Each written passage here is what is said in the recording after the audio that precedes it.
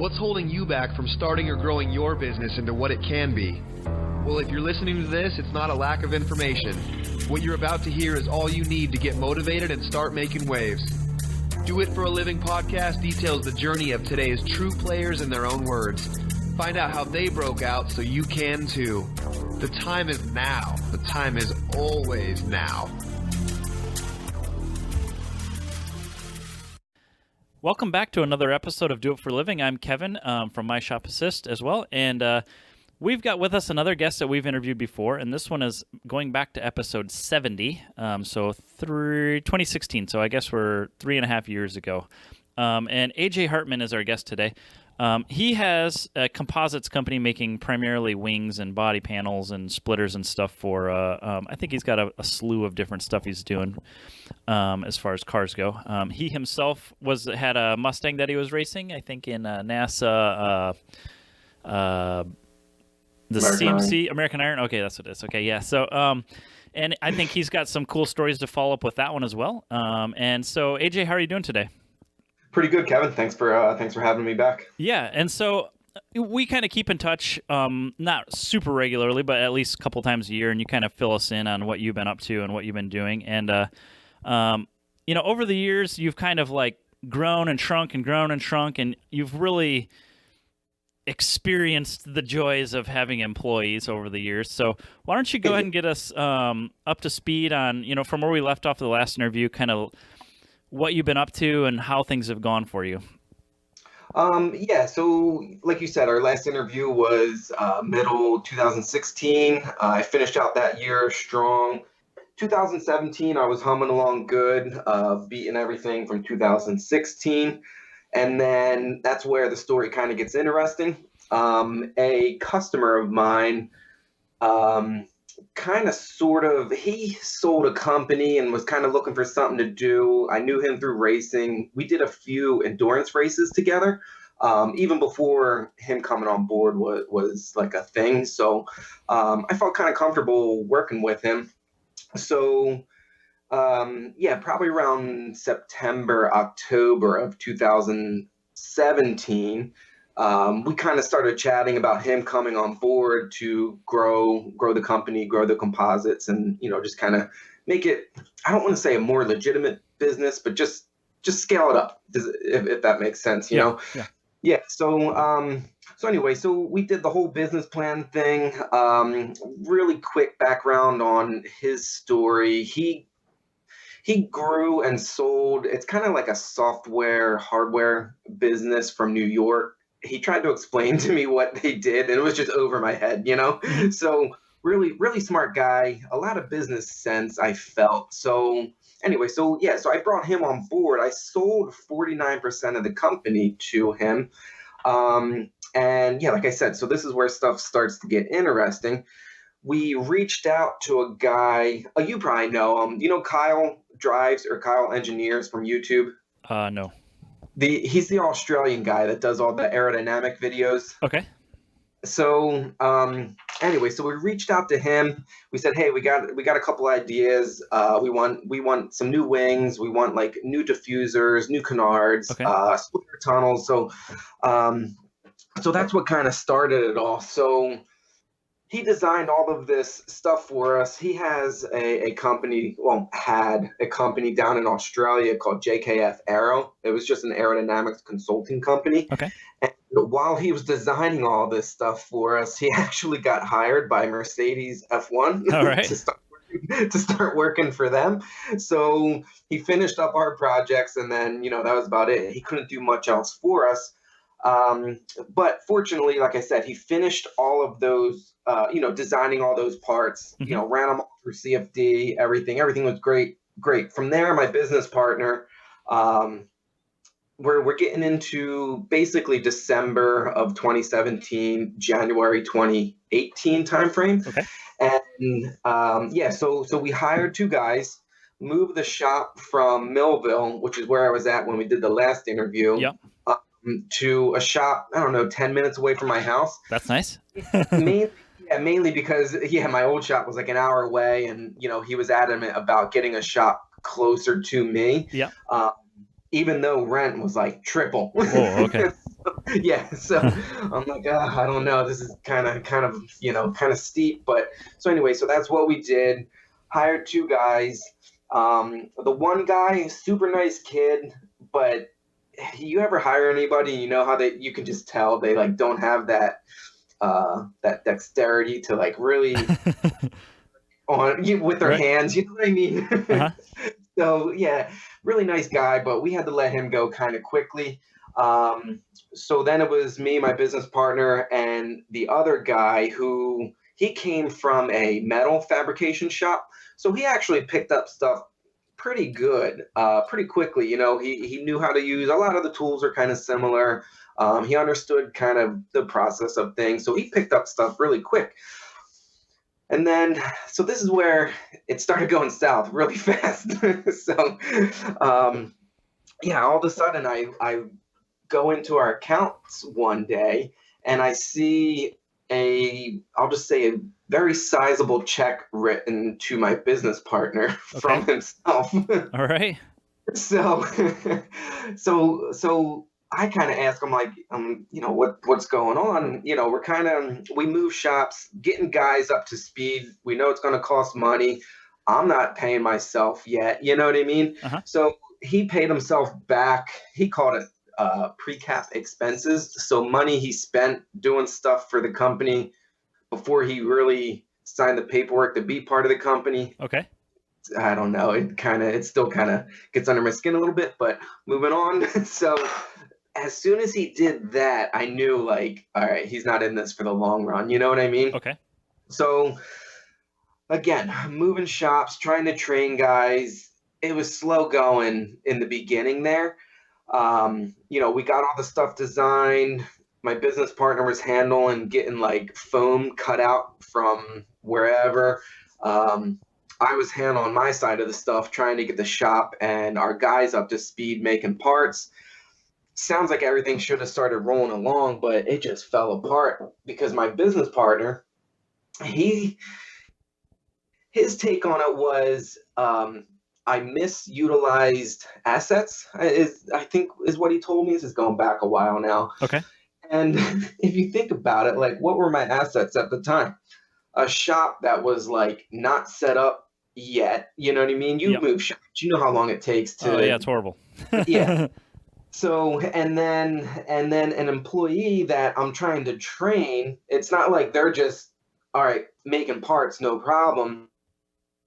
And if they can't, if they don't know the ins and outs of making the parts yet, they don't really know how to set up the shop to be, efficient with good flow through it and everything. So yeah, it was just moving too slow for him. So he started looking around at factories in China. To make the parts. Yeah, to make the parts for us. Okay. Let me rephrase that. To make the parts or to make the molds of these new parts we had designed by Kyle, a few months ago. Sure. So I didn't I wasn't against it, but I wasn't quite on board with it either. So, so we were talking in the office and he was adamant that this was the way forward to grow and scale the company. And I said, all right, well, if we go ahead and do this, how much will it cost? And he threw a number out there, which was very close to that check that he wrote himself a few weeks prior. Okay. So I said, well, if you feel so strongly that this is the way forward and we're going to see a return on this down the road, that money that you took out of the company, would you put that back in? And as soon as he said no, I was like, all right, I got to buy you out. So he was literally part of the company for like 2 months. All right. So I ended up signing in all the paperwork to buy him back out. Now keep in mind, we moved. Moving takes a whole bunch of money. Yep. Getting the shop set up, we spent a bunch of money. Getting Kyle to design all of those new parts for us cost a lot of money. So fortunately, the way that our what the heck's it called, shareholder agreement was written, it's 20% of the company's valuation, and then the rest over 3 years. Yeah. And I had to scrape together freaking pennies for that initial 20%, but I still have payments every month. You know what I mean? So basically how I learned to look at it, some people would be like really pissed off that that's how it went. And honestly, I was for a little bit, but I'm kind of looking at it as if he was basically an investor who bought into the company, allowed us to do some things while he was on board. Those few months, we did get a lot done, so I can't be too upset about it. I kind of just wish he was a little more patient, and no doubt in my mind, we'd be crushing it, way more now if he kind of hung in there a little bit, if that makes sense. So it's almost as if he came upon a pile of cash and he was looking for quick returns on it. Then not necessarily, because this stuff takes forever to grow. It's not like a .com where you can suddenly come up with a web page and attract 10,000 people coming to you. You have to make 10,000 wings to make that return, right?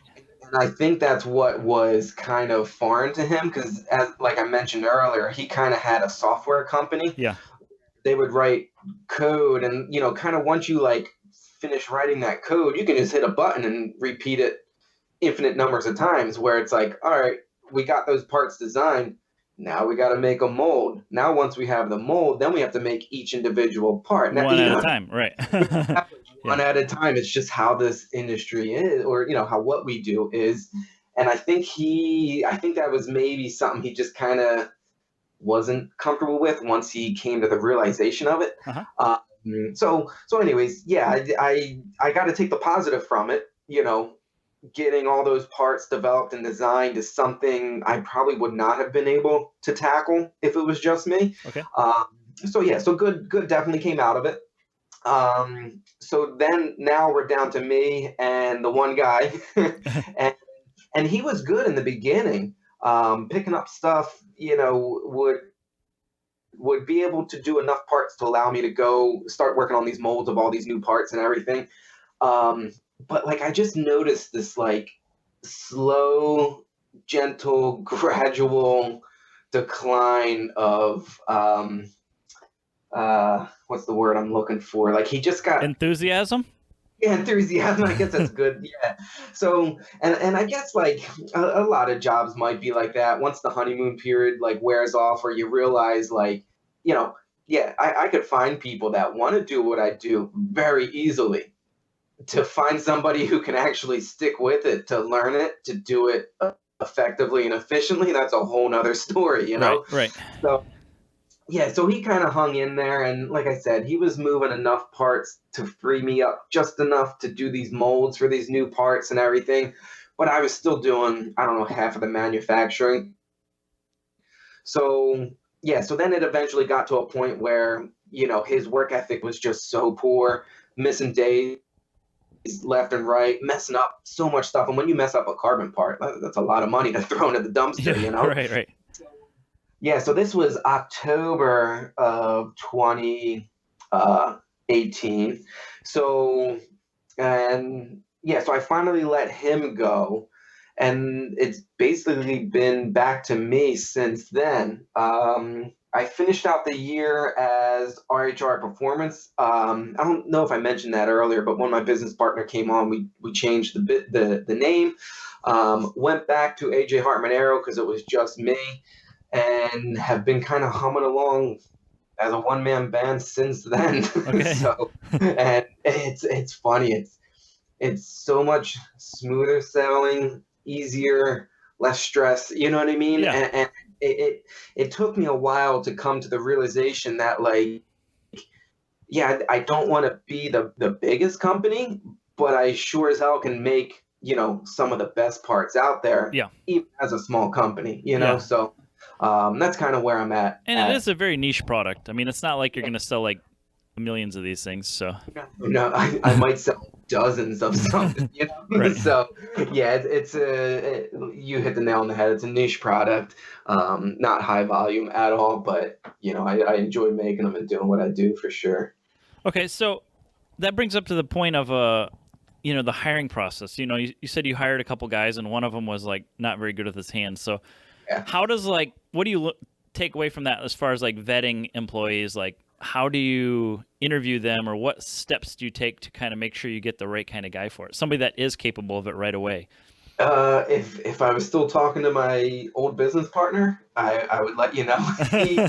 He kind of handled all of that because his company, he had a few employees. So the general gist of him coming on board was he was going to handle kind of like hiring employees, a lot of the back end stuff, you know what I mean? Yeah. Which would free me up to focus on the parts and the manufacturing process, you know, like put me in my strength, put him in his strength. Yeah. So yeah, what did we look for? I was kind of there when we did the interview, but like he kind of did it all, you know? Okay. So he's honestly, the one that picked. He's the know. one that hired the people, then, huh? Yeah. Okay. So whatever he used was not that great. Right. So yeah, I honestly don't remember how he found them, and yeah, like I said, the one guy, I actually keep in touch with him. The guy who wasn't that good at working with his hands, when we ended up letting him go, he went and like a day later rented his own shop and kind of started his own shop doing his own thing. Uh-huh. And I keep in touch with him every now and then. A couple months ago, I went there. We just had like lunch together. Mm-hmm. But I haven't seen him. Excuse me. I haven't seen him post anything in a while, so I don't know if he's doing well or not. All right. And then the other guy, no idea what happened to him. He just kind of. I know he was trying to start a little business, making carbon fiber remote control car bodies. Yeah. Okay. I know every part on those things made out of carbon fiber, right? Yeah, well, I think the bodies, I think people use like a cheap flexible plastic because like these things roll over and get banged up. You can do like a vacuum formed plastic one for like $20 in 30 seconds, you know? So he was trying to make carbon fiber ones, and then taking a step back, I'm pretty sure he was taking materials from us to make these on the side. All right. But you know, they're small, so it's not a huge, you know, loss. He could take the scrap, the cutoff, or whatever you call it, right? The cutoffs, and I did let him take cutoffs once they were too small to make anything useful for us. Okay. But where was I going with this? But anyways, yeah. So he hired them. Like I said, they were okay, but once he bailed and it was all on me, and it was just managing people. I think I even said this in my first interview with you. Like, I'm not good at managing people. I don't like it. Yeah. I don't enjoy it. You know. Right. So it was really tough for me. And then so he said that he wanted like more. My employee wanted like more responsibility and everything. And I did give him, in the 10 months he was with me, I gave him, I think, 3 raises. Because he was kind of learning stuff, taking on slightly more responsibilities and everything. And then one day I remember he just came in and he's like, yeah, I can't handle this. What do you mean? He just kind of wanted to walk in, me tell him like what he needed to do for the day. Yep. And like, that was it. But then he kind of had like an issue with me, like having to tell him what to do. Like, you know, couldn't make up his mind, huh? Yeah. So it was, I don't know. I don't know if I don't enjoy managing people or he just made it so difficult on me that I really did not enjoy it. All right. It's either or, but so that's kind of how that all shook out. And but yeah, once I kind of scaled back down, stuff's been pretty smooth sailing. And we can get into it in a little bit, but since I have over a year back under my belt, just me, yeah, I was still able to beat all of my numbers last year when he was on board. You know what I mean? So it's not like I'm missing not having an employee. What is on your partnership agreement? You're on the hook for paying him for 3 years. Correct. Still? Yeah. And is that based off a percentage of the sales, or is just some fixed number? No, off of the agreed valuation of the company at the time. Okay. So if you're growing and doing better, he doesn't see that return. He doesn't see more, fortunately. Yeah. Good. Okay. So it's just you right now. How big is the facility you're in now? So that's a whole nother story. So I moved out of the shop that we moved into when we scaled up, all the way back to the 2-car garage behind my house that I started my business in. All right. You've come full circle, huh? You know what's funny? Yeah, it's like I've been out of there for 6.5 years or so, we'll call it, just to come back to where I started. But here's the funny thing, like what I've learned over the years and doing what I do now, how I, let's see, well, you've mentioned, I know you know The Goal, the book, The Yeah. Goal. Okay. Yeah. So, you know, the main concept in that book is, you know, lean manufacturing. So sometime around, you know, early 2017, I really started diving into, you know, the what's it, the 5 S's Yeah. and the Okay. what the downtime is the 8 wastes of lean, you know. Yep. So really diving into that, even though I got rid of my guy and it's back to just me, just chipping away at these little things that save you time over the long run have paid off huge. So yeah, so like I mentioned, even though last year I had a guy, or I'm sorry, 2 years ago now, working for me almost the whole entire year. Last year, I was still able to get more product out of my shop, you know? Right. So even though I scaled down I went from a 6,000 square foot shop down to about collectively a little less than 700 Okay. square So feet. a lot smaller. Uh huh. Yeah, so about 1/10 of the size. I didn't lose, what's the word I'm looking for? Throughput. I didn't even like break even on throughput. I'm getting more stuff through 700 square feet than we were able to out of a 6,000 square foot shop. So that's kind of like the power of kind of really diving into your systems and your processes and your setup. Yeah, that's excellent. Being able to move that much more stuff has been awesome, and it kind of, yeah. Do you know where the I mean, how I mean, that's a lot of space difference. So what was wasted in the 6,000 square foot place? I mean, do you know where the waste came from? Well, we did have a mold area, but since I scaled down so much and we got the molds made for all those parts that I designed for us, I don't really need, we probably had, I don't know, almost 1,000 square foot section of that shop allotted to making molds. Okay. So I don't need that space anymore. Unless you're going to make new products. Right, unless I'm going to make new products, you know, in the future, yeah, I might scale back up again or get something a little bit larger to do that. And Gotcha. I can make molds here. I would just have to do it a little bit more like systematically. Okay. But yeah, I did discontinue some of our body panels that just weren't really selling because those molds took up so much space in the storage area that, you know, what's the point of hanging on to this huge giant mold that we made here, you know? Yeah. Getting rid of the mold area, a handful of molds. I no longer need like an office area because my office is just my spare bedroom.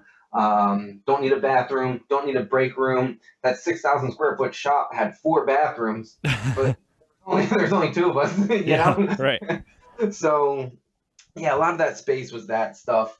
Honestly, a lot of it was just like empty space. You know, I had so much extra room in there that, you know, if everything went nice and smooth, we could have grown into, but we didn't, and I didn't need it. So fortunately, the building was for sale, and my landlord was cool enough to say, okay, if somebody comes along and buys it, I'll let you out of the lease. And that's ultimately what happened, which was kind of like a lifesaver because being one guy in a 6,000 square foot shop, it's like I was just working to pay bills. Right. Yeah, exactly. You can't regrow a company like that. You know what I mean? Yep. So I kind of had to step back, scale down. But even though I scaled down, I've been able to increase my throughput. Sales have increased, you know, so it's kind of funny how it works sometimes, but yeah. But you're exactly right. So I mean, the other thing to think about is this is in your backyard, right? You said. Yeah. So I mean, just think of how much time you save simply by not having to commute. So you went from spending 2 hours a day driving, right, down to 5 minutes? Shop. And then, well, yeah, the 6,000 square foot shop was about 10 minutes away, so that Okay. wasn't terrible. Okay, so the old shop you save 2 hours a day, and then Yeah. the new one you save from that one is maybe 20 to 30 minutes, right? Yeah.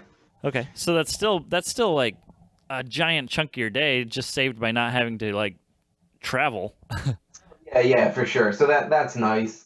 Yeah, and then overhead obviously is much less, which has freed up some capital to. I've been looking into like new core materials, some new tools and stuff that will just further increase productivity. Yep. So you kind of need that cash flow to grow. Where 6,000 square foot shop, it's like, oh, nice, you got all this space, but you got no money to do anything in it. Right. So yeah. Yeah, maximizing what you have, and then once you've maximized it as far as it can go, which means you probably have good systems in place, allows you to then scale up and apply the systems to the bigger location. Yeah, for sure. And I felt like I was there when I brought on my business partner, but apparently we were not. Okay, so what about the business plan? Did you ever write one when you had the partner, or did you never need to? Yeah, and it was like 18 pages long with all these graphs and charts and everything. Uh-huh. But yeah, like I said, as quickly as he just kind of, wanted to, yeah, it like we didn't do pretty much anything that was in that business. Right. Yeah. Okay. And I mean, what else have you implemented to keep everything organized? I mean, you said you've done a bunch of 5S stuff. Is that primarily it? Like making sure you're not walking around the shop everywhere, or is there any specific tools you're utilizing?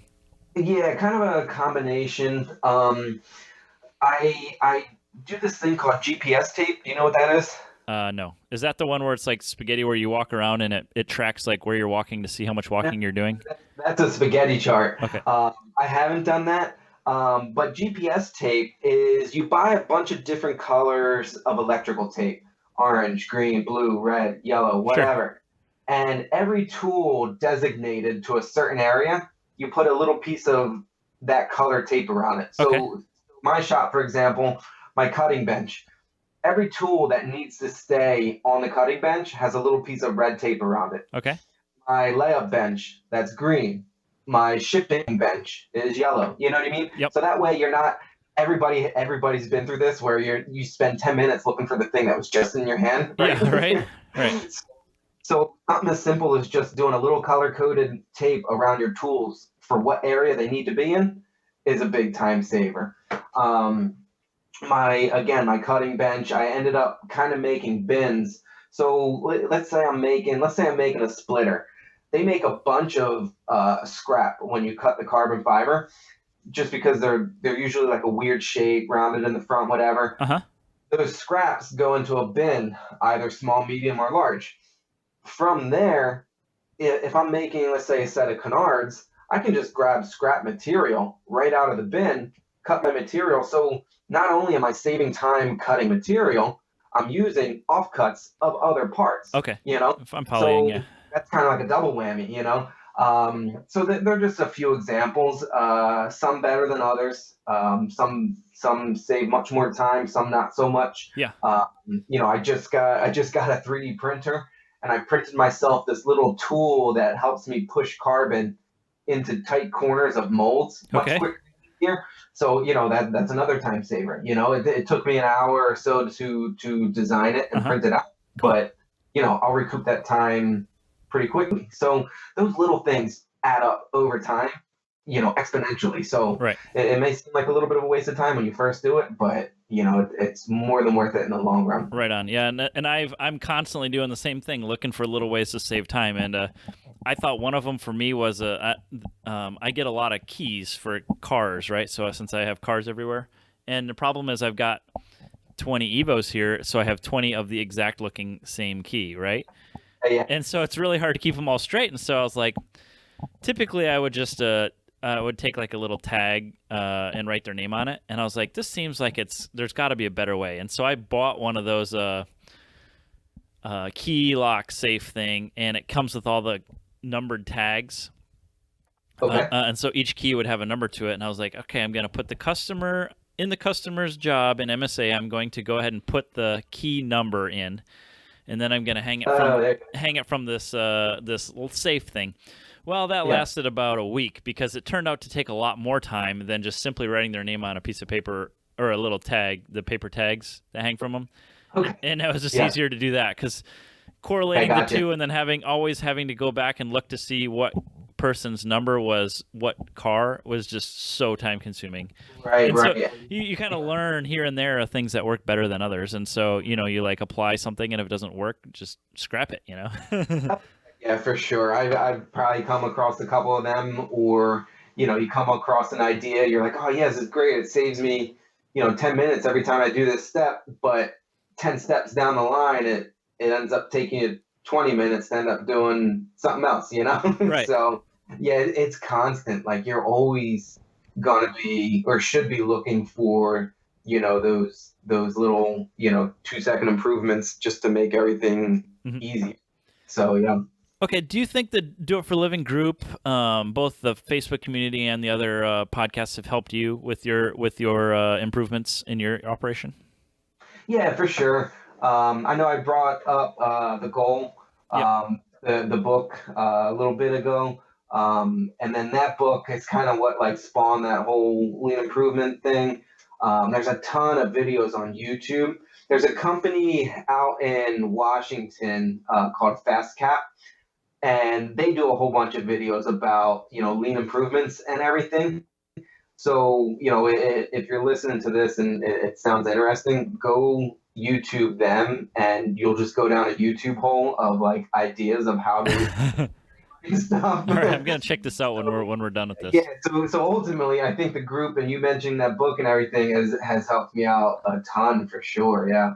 Okay, and you said it was FastCap? Yeah. KAP or CAP? CAP. Okay, I'm gonna check it out. Yeah. The guy's name is Paul Akers. He actually has a book that was really good called 2-Second Lean. Okay. I'm in my office right now looking at my bookshelf. I kind of been getting into reading books a lot, so books help for sure. Yeah. Okay. I know people in this industry don't do a lot of reading, but So how's your time at the shop changed from then and now? I mean, how many hours a week are you working? Honestly, probably a standard 40 to 50. Okay. In our busy times, I might put in a Saturday. Yeah. But yeah, I really don't try and overdo it, because then you're just, burning yourself out. Yeah, I agree. Yeah, I really don't kill myself, to be honest with you. And I feel like I'm more productive because I don't kill myself. Oh, totally agree. Yeah, I the less I work, the more productive I think, because I come here and I'm like, I don't want to be here all day. Right. I put in my mind before I even get here exactly what I'm going to do for the day. And I try not to the problem right now is this week I've overscheduled, so I've got too many cars, so I'm having to move them around a lot. But my plan up till this last week or so was going pretty smooth. I'd come in and I'd knock out the car that I had scheduled and knock out a couple others that have been working around here, or project cars that have been around, and then I get what I need done for the day, and I can leave exactly when I want. And it's sometimes it's fantastic. There's occasionally you get one where you the car's a basket case and nothing goes right, and you spend all day doing one instead of 3 cars or something. But right. Yeah, I've gotten to the point where I better knock on wood when I say this, but very rarely I run into issues anymore. Because I've done hundreds of wings, hundreds of canards. It's pretty much like a set process now. Yeah. But I totally know where you come from, where you get that one that just fights you, and it's like, this should have been done hours ago. Okay, and are you able to pay yourself? Yeah, finally. Okay. So yeah, that's been nice. And you've got another year for your partner, and then you'll be making even more money, huh? Yeah, just about a year left on paying back his share. That'll be exciting, huh? Yeah, because then I get to hang on to all that, and we'll see what I do then. Okay. And what's something you've been struggling with, like now that you're on your own again? Is there anything that you're struggling with in the business, and what do you plan on doing about it? This might be kind of funny, but I've been struggling with people emailing me instead of calling me. Okay. I think I posted something on the Facebook group about that, asking if anybody has ever got rid of their phone number from like their website or Google. Oh, okay. So you don't want people calling you; you want them emailing you. Yeah. Oh, okay. Yeah, sure. Okay. I thought you said it the other way around. I'm like, that seems strange. I'm sorry. No. Email for me is so much easier. Because 9 times out of 10, when you get on a phone call with somebody, it's like it just rambles on and on about stuff that isn't even related to what they originally called about, A lot of times I'll have like epoxy or gloves on my hands, so I can't answer my phone anyways. Or I'm in the trim room and I got a mask and everything on, so the chances of me being able to answer the phone are slim. If I call the person back, they got to be there it's like, just send me an email and I'll get to it when I can. Right. You can get to it when you can, Yep. And a lot of times, doing what we do, it's much easier for me to explain something by sending them a picture or a link to a video I did or something that can explain what they need to know without me trying to talk to them over the phone about it. You know what I mean? Right. So, yeah. So I removed my phone number from everything, and I think it's been working out because, in a weird way, those people that do email me, I feel as though I can give them, better, more attention, better customer service by being able to answer them, easier than if they call me, wait for me to call them, hope they get it, Right. So, right. So honestly, I guess things can't be going too bad if that's what I'm struggling with. Honestly, like I said, I simplified stuff so much that it's just kind of, it's been smooth sailing for the most part. It actually makes it fun and enjoyable. Right. You know what? I'm starting to enjoy it again. Yes. Okay, so do you have like a 1-year plan for the business then? So you've gotten it down yourself and you've got the systems in place. Is there any growth, or you just kind of want to coast for a little bit and kind of settle in? I definitely don't want to coast. I can still grow. Bringing the whole lean improvements back into it. I can still find ways. Right now that I can't even think about that will allow me to make more parts more efficiently. Yeah. So I think I can still grow sales, still increase my throughput, just at a slower rate for sure.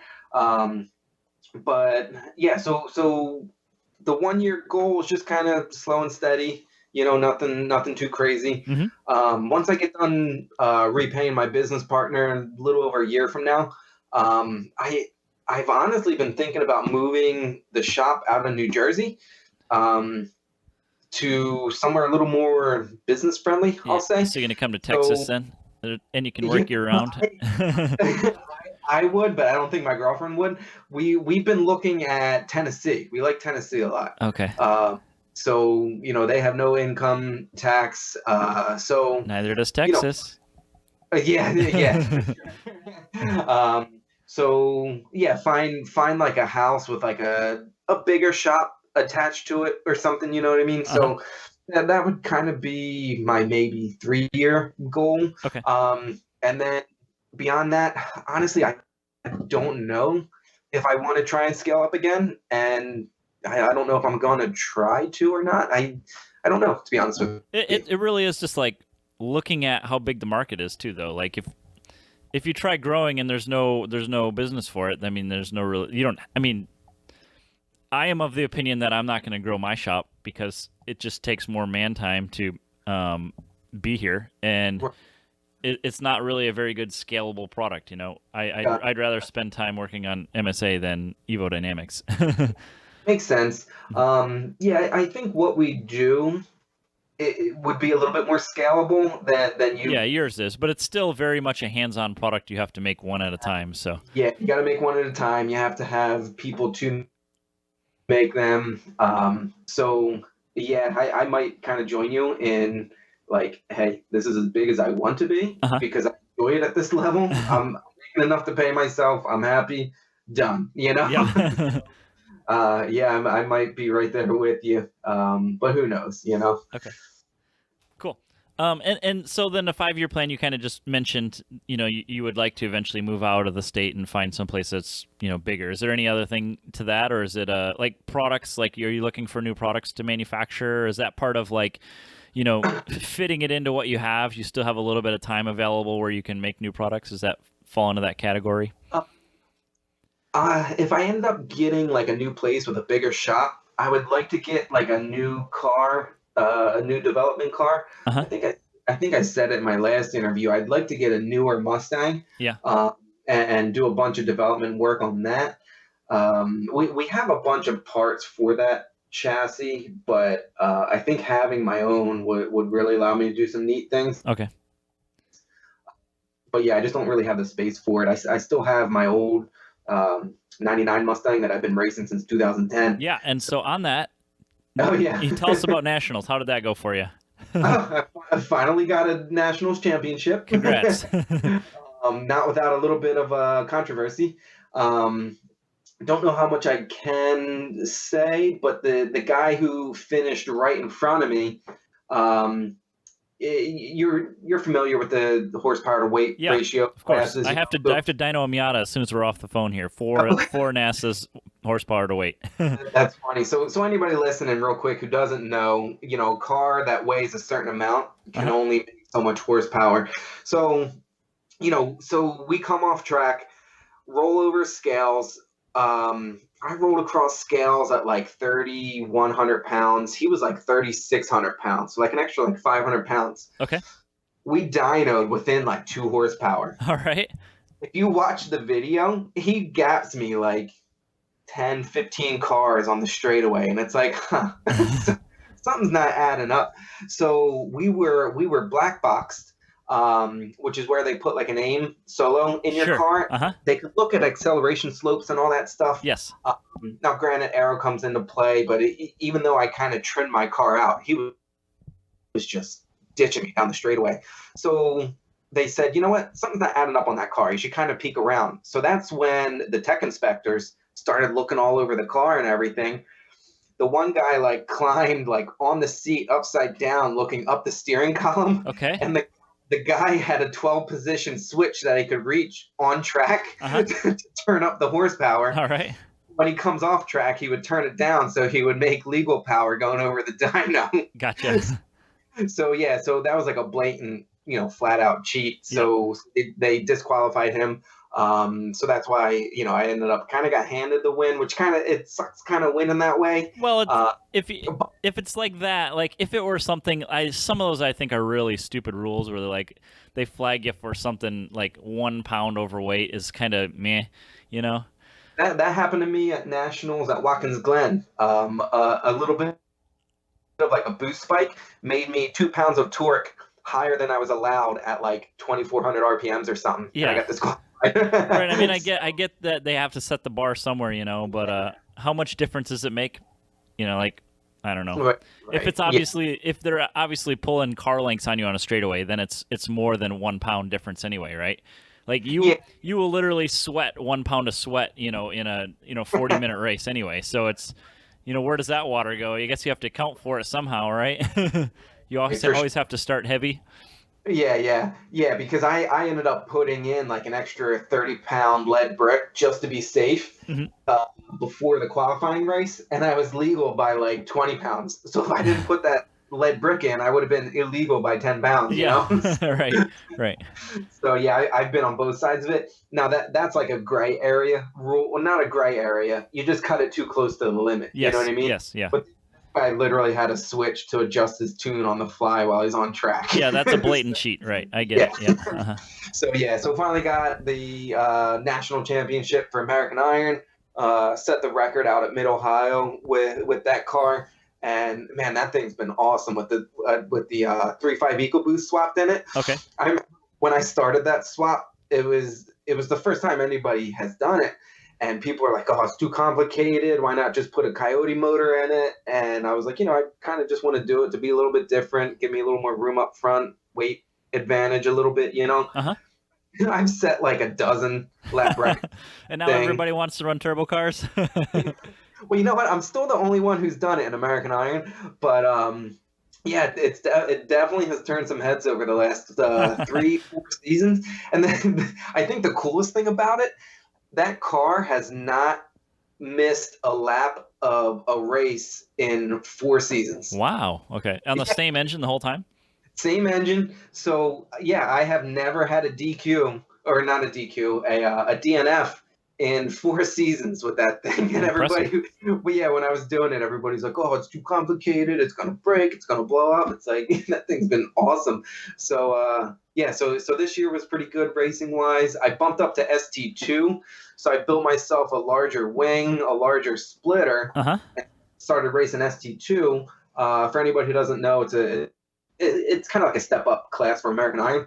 And so even though so you get to race against my Evo now, huh? Is that what you run, ST2? Well, I don't have an Evo, but my customers were running ST2, yes. Yeah. So so I'm out there with Corvettes with like an extra 100 horsepower. Yeah. Hoosiers when I'm still on 275 Toyos, you know what I mean? Right. And so I ended up winning the regional championship in ST2. So so this year's been pretty good as far as the racing front of things go, for sure. Fantastic. Glad to hear it. Okay, well, so this has been good catching up with you, AJ, and I'm glad you got your national championship for the car, which is cool. And the business, you got to sort it out. You kind of got some direction going, and I love hearing efficiency improvements. And if everybody aimed for that, I think everybody would be making so much more money with so much less effort. It would be fantastic. And I'm glad you're in that boat too. And you're kind of like you have gravitated to the same light. We're like moss, looking for ways to make improvements without growing, right? We're looking for the light, and that's what we found. And we're eking out the little bit you can here and there, and and those little bits add up. yeah, they do. So cool. Well, I'm glad you had some time to talk with us and share your story again. Yeah, I appreciate it. Cool. Thanks for listening to Do It for a Living. You can find out more about this guest, this show, and even details about what we just talked about at our website. Check out the Facebook page at facebook.com/doitforaliving and tell us who you want to hear from. And most importantly, subscribe to the podcast. Click subscribe. Do it now.